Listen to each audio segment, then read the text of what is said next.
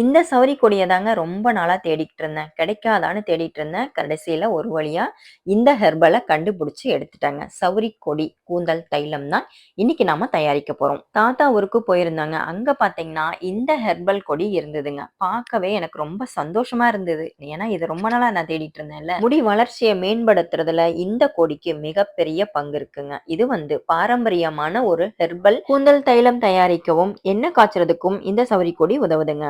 ஒண்ணுதான் இருக்கும் அப்படின்னு நினைச்சேன். கடைசியில பார்த்தா நிறைய இருந்தது. அங்க பக்கத்துல 2, 3 இடத்துல நான் பார்த்தேன். உடனே நான் விடுவேன்னா ரொம்ப நாளா இந்த கொடி கிடைக்காதான்னு ஏங்கிக்கிட்டு இருந்தேன்.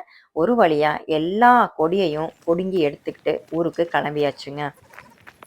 முதியார் கூந்தல் தைலம்னு சொல்லுவாங்க. எங்க ஊர்ல பாத்தீங்கன்னா சௌரி கொடி அப்படின்னு சொல்லுவாங்க. ஒவ்வொரு ஊர்லயும் ஒவ்வொரு பேர் உண்டு. இந்த முதியார் கொடி பாத்தீங்கன்னா கூந்தல் ஆரோக்கியத்தை மேம்படுத்தவும் பாதுகாக்கவும் உதவுதுங்க. இதோட இலைகள் பாத்தீங்கன்னா இப்படிதாங்க இருக்கும்.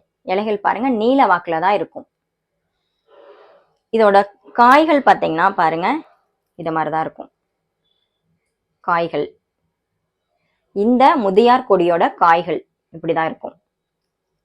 இதுல உள்ள காய்கள் பூக்கள் வேர்ல இருந்து இந்த கொடி வரைக்கும் நம்ம கூந்தல் தைலம் தயாரிக்கிறதுக்கு உதவுதுங்க.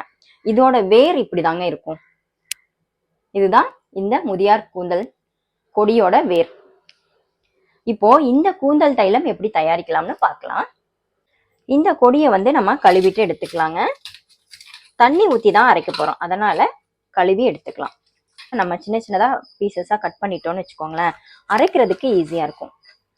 வேரையும் சேர்த்து அரைச்சுக்கோங்க. இப்போ இதுல கொஞ்சமா தண்ணி சேர்த்துட்டு அரைச்சு எடுத்துக்கலாங்க. இதோட பூக்கள், இலைகள், வேர், காய் எல்லாமே சேர்த்து கெட்டியா அரைச்சு எடுத்துக்கோங்க. அதாவது திக்கா அரைச்சு எடுத்துக்கோங்க. வடிகட்ட கூடாதுங்க. இந்த மாதிரி விழுதா அரைச்சு எடுத்துக்கணும். இதோட சாறு எந்த அளவுக்கு இருக்கோ அதே அளவுக்கு கோகனட் ஆயில் எடுத்துக்கணும். சம அளவுல எடுத்துக்கணும். இதுதாங்க இப்படிதாங்க இருக்கும். நம்ம அரைச்சதுக்கு அப்புறம் தேங்காய் எண்ணெயும் இந்த சாறும் எந்த வானல்ல காய்ச்ச போறோமோ அந்த வானல்ல இந்த சாறையும் தேங்காய் எண்ணெயும் கலந்துடணுங்க. ஸ்டவ் ஆன் பண்ணி வானல் அடுப்புல வச்சு காய்ச்ச ஆரம்பிச்சிடலாங்க. மீடியம் ஃப்ளேம்ல வச்சு நல்லா காய்ச்சணுங்க. இது நல்லா காய்ச்சணுங்க. இந்த கொதி அடங்குற வரைக்கும் காய்ச்சணும். தண்ணி சேர்த்து அரைச்சிருக்கிறதுனால கண்டிப்பா 20 நிமிஷத்துல இருந்து 25 நிமிஷம் வரைக்கும் கொதிக்கணுங்க.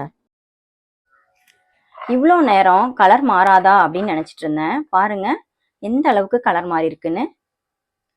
கிரீனிஷா மாறிடுச்சுங்க. பாருங்க லைட் கிரீனா மாறிடுச்சு. இந்த ஸ்டேஜ்ல ஸ்டவ் ஆஃப் பண்ணிருங்க. இப்போ நமக்கு இந்த முதியார் கூந்தல் தைலம் ரெடி ஆயிடுச்சுங்க. டீட்டெயில்டு வீடியோ லிங்க் கொடுக்குறேன், செக் பண்ணி பாருங்க.